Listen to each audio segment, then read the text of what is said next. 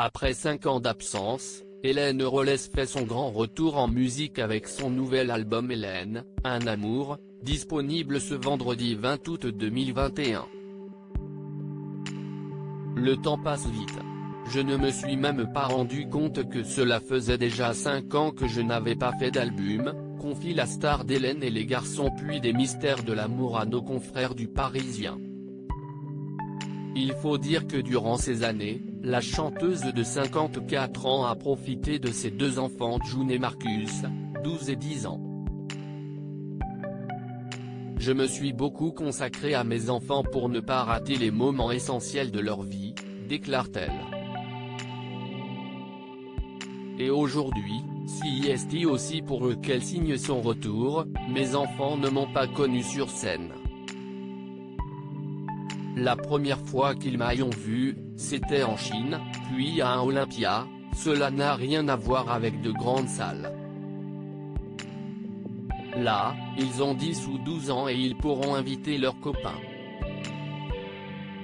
Toutefois, pas question de lui laisser les places proches de la scène. Mais attention, comme le reste de ma famille, je les colle dans le fond et ils ont la consigne de bien se planquer. Je ne veux pas les voir, car cela me stresse trop et, après, je fonds en larmes, explique Hélène Rollès. June et Marcus font le bonheur de la star. Et elle a mené un combat difficile avant de pouvoir devenir mère.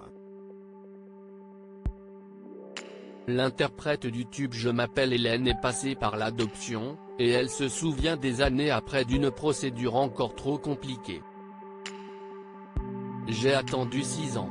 Aujourd'hui, l'Éthiopie, dont sont originaires mes enfants, a fermé les procédures, les orphelinats.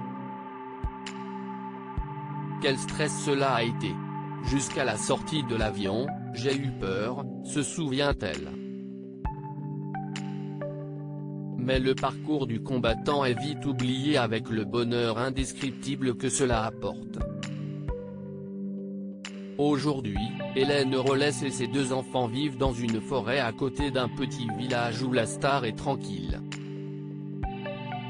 Car tout ce qui compte pour elle, c'est l'amour de ses enfants, de ses parents. Le reste n'a pas d'importance, ajoute-t-elle. En bref, elle forme avec June et Marcus une famille heureuse, comme elle le racontait en janvier dernier à Télé 7 jours.